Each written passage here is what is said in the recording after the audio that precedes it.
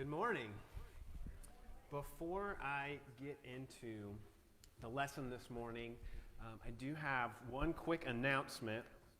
Because we were unable to have our back-to-school bash, we are in its place having an adventure day, and also we are going to head to a Birmingham Barons game.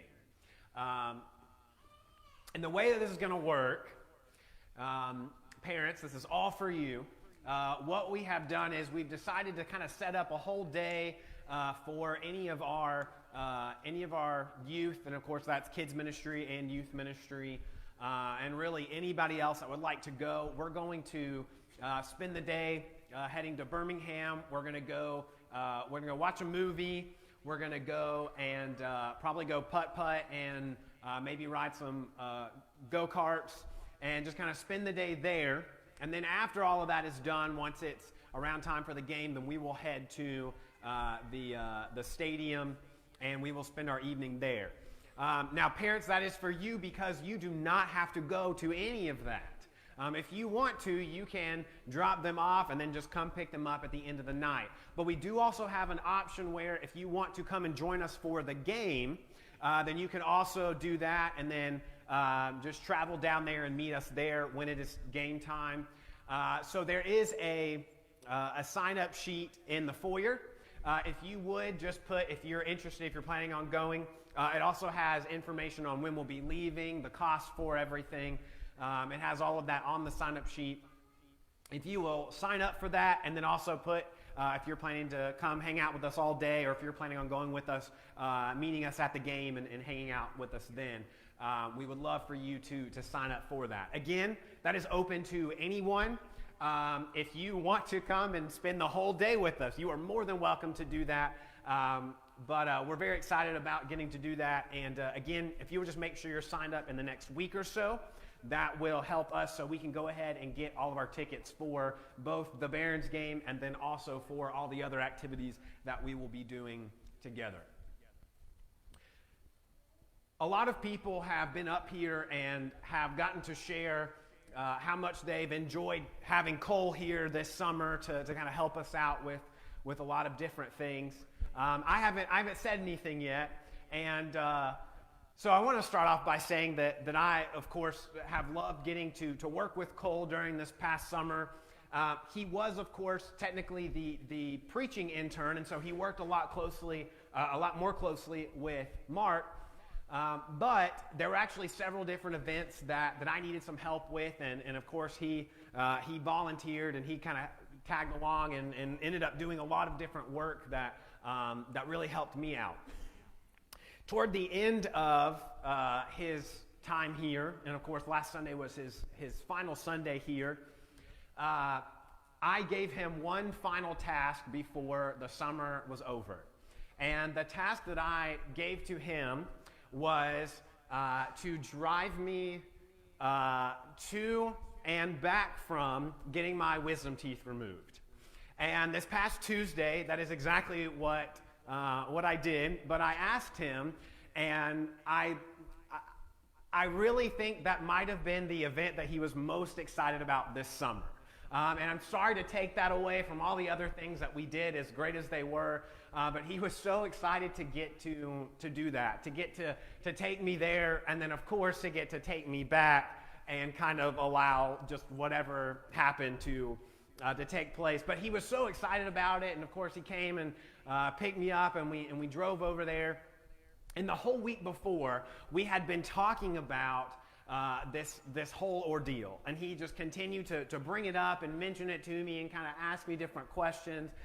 Most of it having to do with what do you think you would say if I asked you this question, or I think I might ask you this question, and we'll record it and see what you say, which was kind of scary. But he would really talk to me a lot about that, and of course we went there and he was still excited, and we got there and he was excited.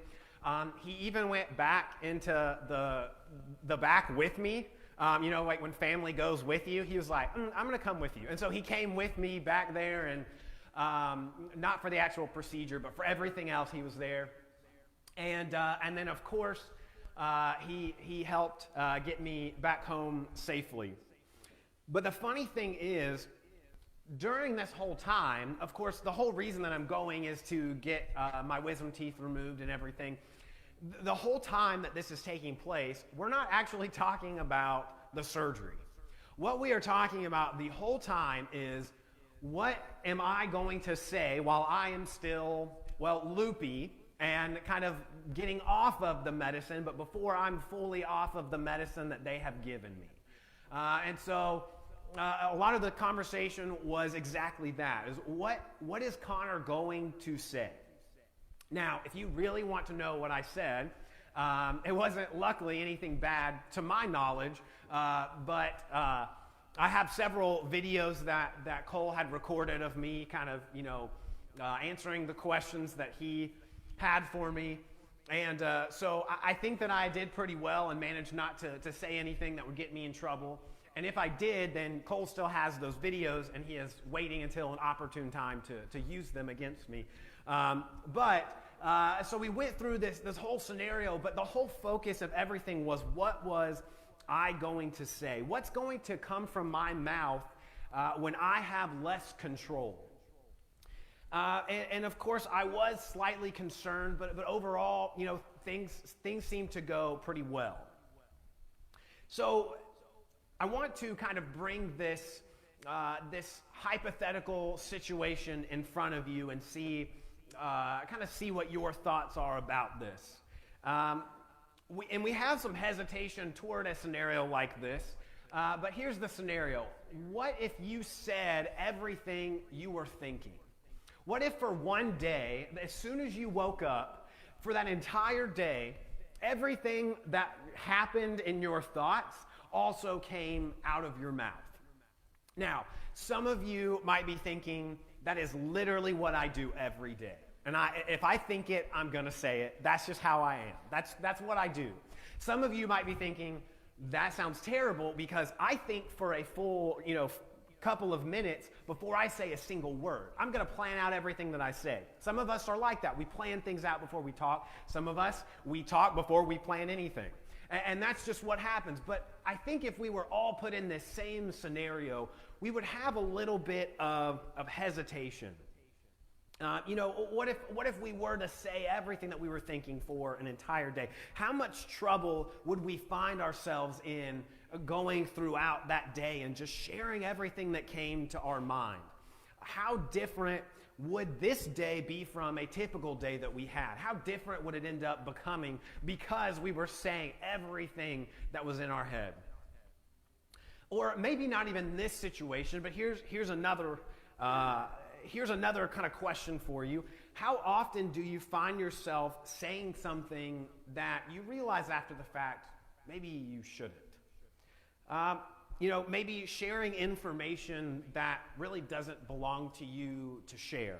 Or possibly, just saying things, saying words that tend to be hurtful towards somebody. Saying something that's more derogatory or negative towards someone.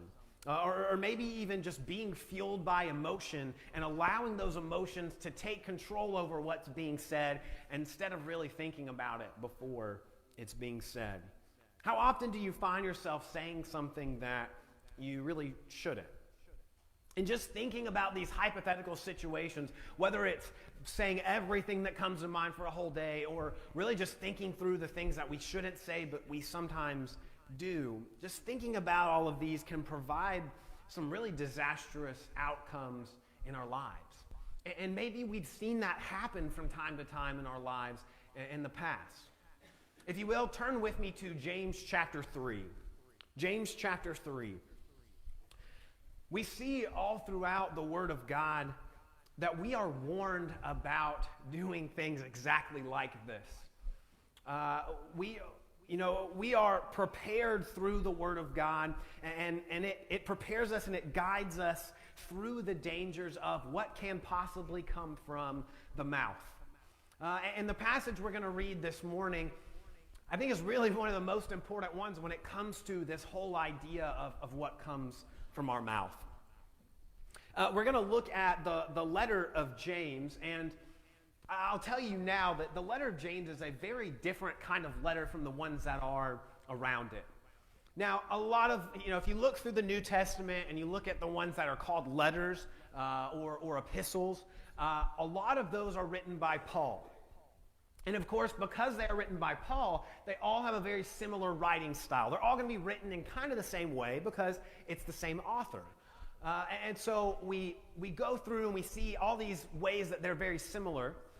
But there's a few things about the book of James, or the letter of James, that's a little bit different. You see, first of all, this letter is not written by Paul. It is written by James.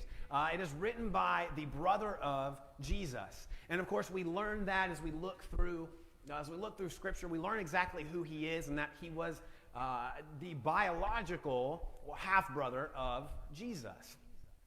And so we have this connection to him, and we understand this.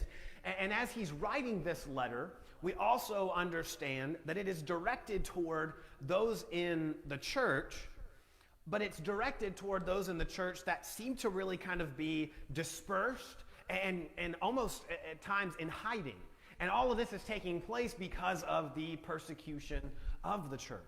And so we're seeing this letter written by James to all of these people who are all kind of out there and hiding from this persecution.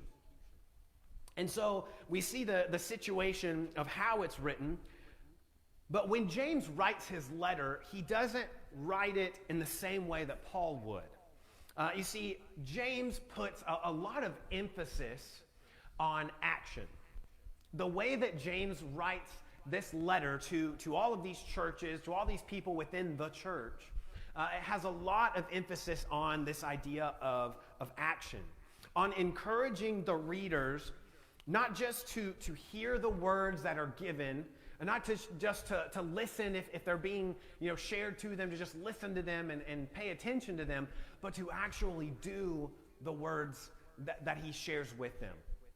And in fact, we have proof that this is the way that he wants them to think, because in James chapter 1, beginning in verse 22, he actually says, be doers of the word and not hearers only.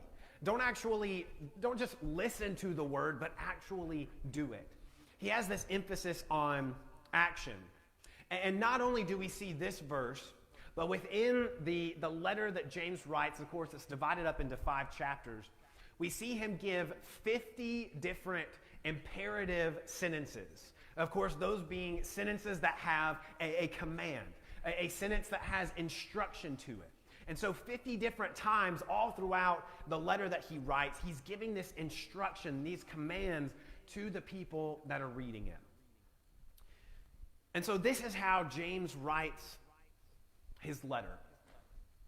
And in chapter 3, and that's where we're going to have our focus this morning, James spends a good amount of time talking about the tongue. And so we're going to read through, not all of it, we're actually just going to read through the first half this morning. And the way that I've constructed this lesson is we're actually going to have part 1 this morning, and then part 2 is going to be this afternoon. So lucky you get to hear me again, and we'll talk about the second half of James chapter 3. But during this first part that we're going to look at real quick, beginning in verse 2, if you want to read along with me, James chapter 3, beginning in verse 2, he says, "For we all stumble in many ways, and if anyone does not stumble in what he says, he is a perfect man, able also to bridle his whole body. If we put bits into the mouths of horses so that they obey us, we guide their whole bodies as well. Look at the ships also. Though they are so large and are driven by strong winds, they are guided by a very small rudder wherever the will of the pilot directs. So also the tongue is a small member, yet it boasts of great things. How great a forest is set ablaze by such a small fire. And the tongue is a fire, a world of unrighteousness. The tongue is set among our members, staining the whole body, setting on fire the entire course of life, and set on fire by hell." See, in the first part of this passage, there's actually almost a little bit of sarcasm to what he's saying. He's basically saying, if you don't mess up what you say sometimes. If you, if you don't have any problems with your tongue and what you say, then you must be perfect. Now, why is he really saying that? Well, the reason he's saying that is because we are all guilty of messing up in what we say. He's saying if you're capable of completely controlling your tongue, you're perfect. You must be perfect. But of course, the reverse of that is, well, none of us are perfect, which means that none of us are capable of being in full control of what we say at all times. We're all guilty of messing up in what we say. And in fact, we understand that what we say has a great effect on us. And as we continue to look through that passage, we have all these different illustrations of these small things that are able to have such a great amount of control over something that is much larger. For example, we see this idea of a horse that is directed by the bit in its mouth. And because that it's in its mouth, then the person that has the reins is able to steer them in the direction that they need to go.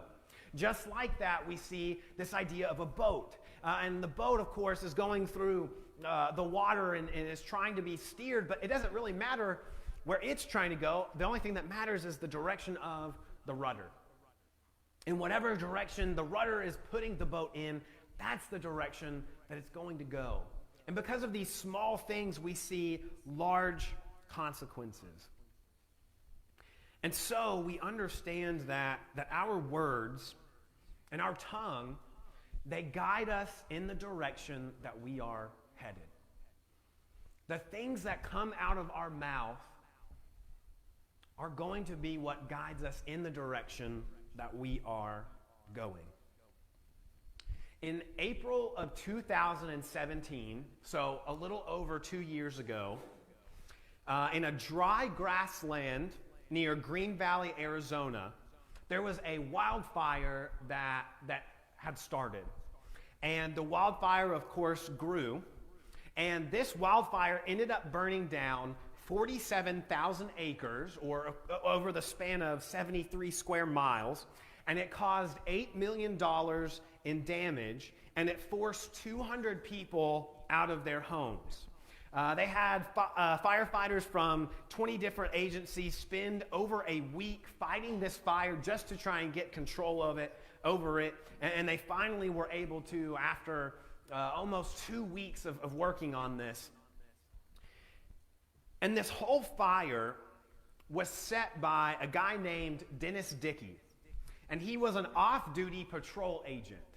Now, what exactly did he do in order for this gigantic fire to take place? Well, his family was having a party. More specifically, they were having a gender reveal party. And he had decided to make a homemade gender reveal explosive. And so they, of course, set it off, and they found out two things.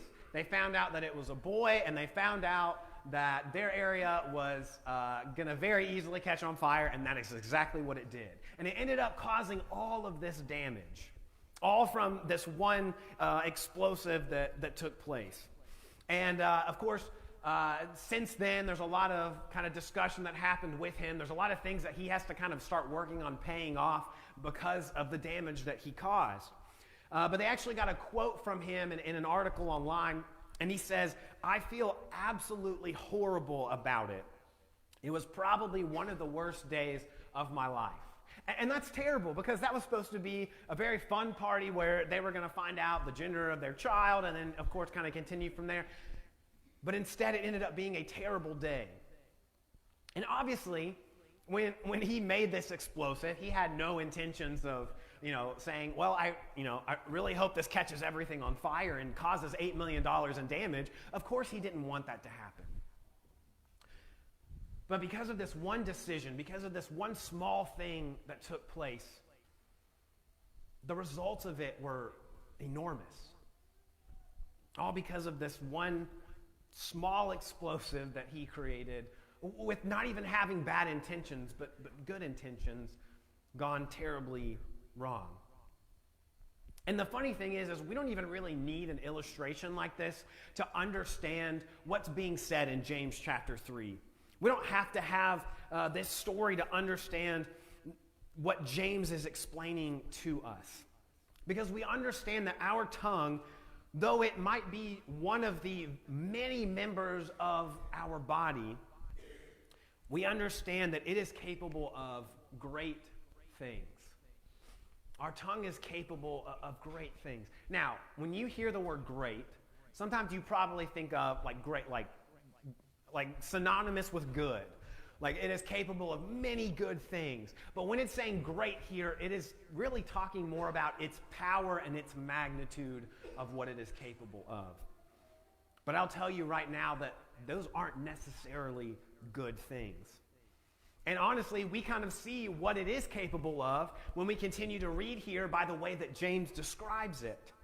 Because James really doesn't hold back in his description of the tongue. Because he then says, it is a world of unrighteousness.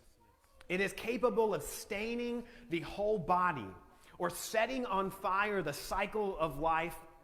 And he even says, it is all coming from Satan himself. We see that, yes, it is capable of great things, but it's described with many negative characteristics. And in fact, every way that James describes it right here is not a great character, is not a very good characteristic. There's a lot of negative characteristics that describe the tongue. Now, why does James make it sound so terrible? Why does he make it a point to really say, this is how bad the tongue is? Well, think about all of the sin that is taking place within the world. If you really think about, and I know that there are a lot of kind of differing ideas of how we view our country or our world altogether, and where we really feel like we fit in terms of good or bad. But obviously we're able to recognize that there is a lot of sin all throughout the world. There's a lot of corruption. There's a lot of really just negative things. And as we look throughout all of that in the world, all of the bad that has happened, all of the damage that has been caused by mankind, how much of it has been done by the tongue? How much damage to this world and to individuals all throughout it, how much of that has actually taken place because of the tongue? Because of the words of other people? By the negative words that are being said or shared or even shouted? How much damage is actually being done? I think that one of the reasons that this culture and this world can really seem so negative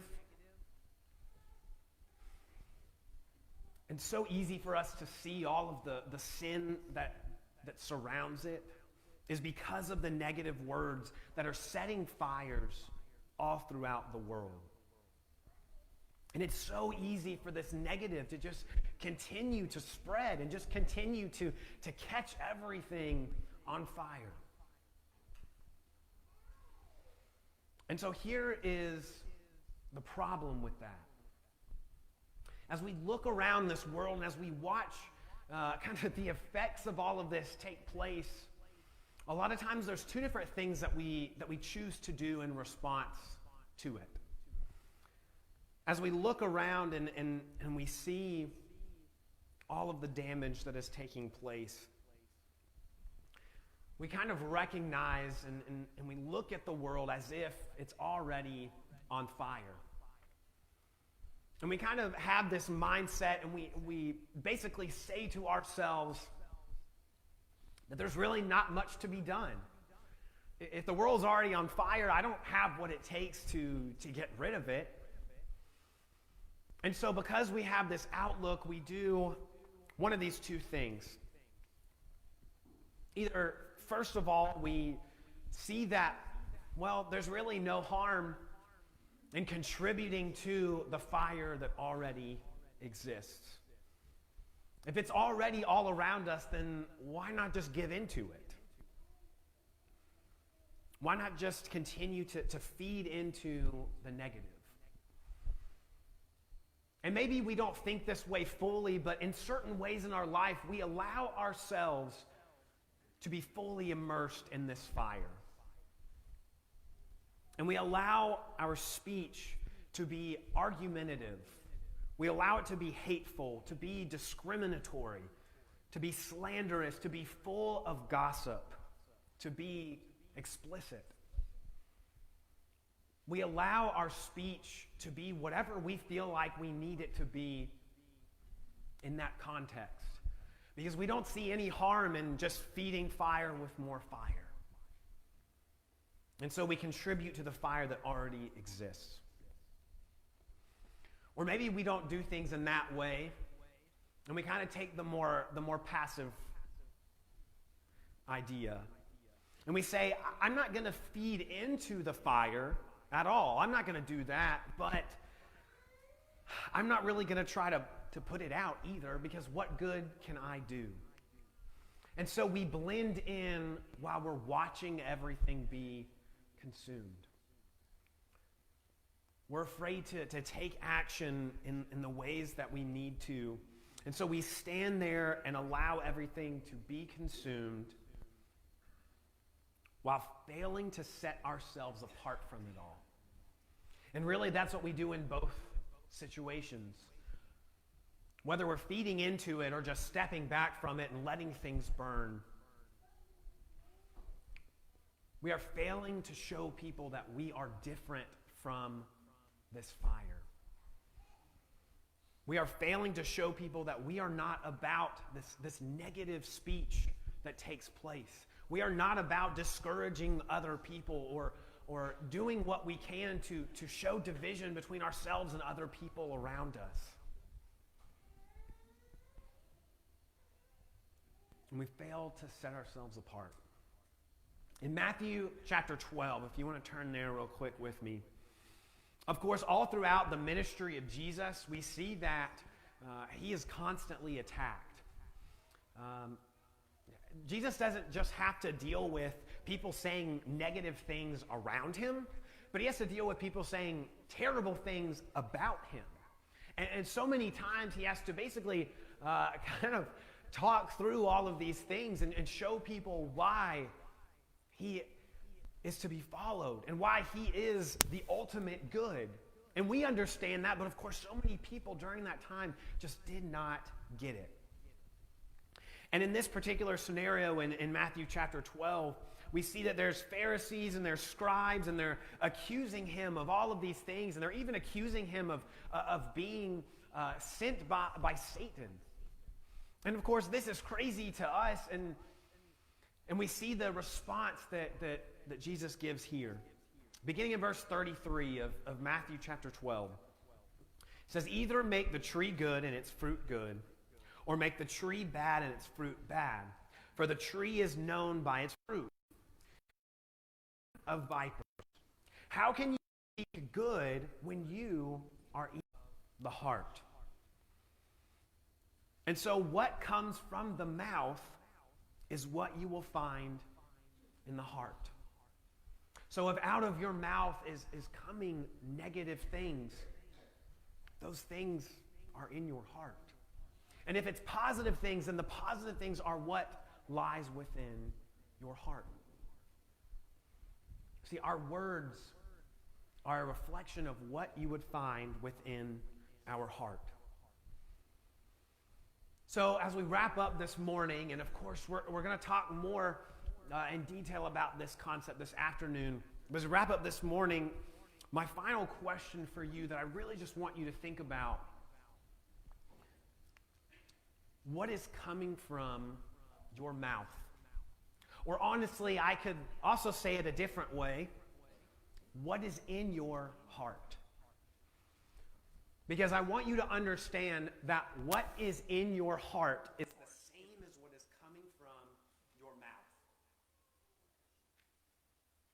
Because your mouth is a reflection of what is within your heart. And as you think about these different scenarios and this idea of the tongue being able to just set things on fire and how powerful, how bad it really can be, and you look at the things that you say throughout each day, each week, are you setting fires? Or are you staying silent? Or are you choosing to do neither of those things? And are you choosing to show other people a new path entirely? Away from all of this fire, away from all of this negative. James starts off this whole topic, and he's talking about all of this within this letter by saying we all stumble in many ways. That's how he starts this off. We all stumble in many ways. And he makes it a note of saying that being in control of the tongue, it's not something we're all perfect at. And we know that. It's one of those ways that we stumble through our speech. And in one way or another, we have times where we fail to control it. What is causing you to add to this fire? What is it in your life? What particular part of your life is it that brings you into that negative environment where you feel like all you can do is just contribute to the fire?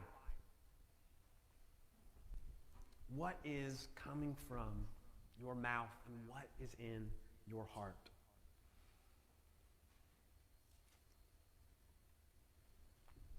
I hope that if you are not aware by now, I hope that you know that when we offer the invitation, it is a time for you to not only receive the assistance from your God that you need, but also to receive the encouragement and the prayers from a church that loves you and cares for you and will do anything they can to help get rid of those fires that are being set throughout your life.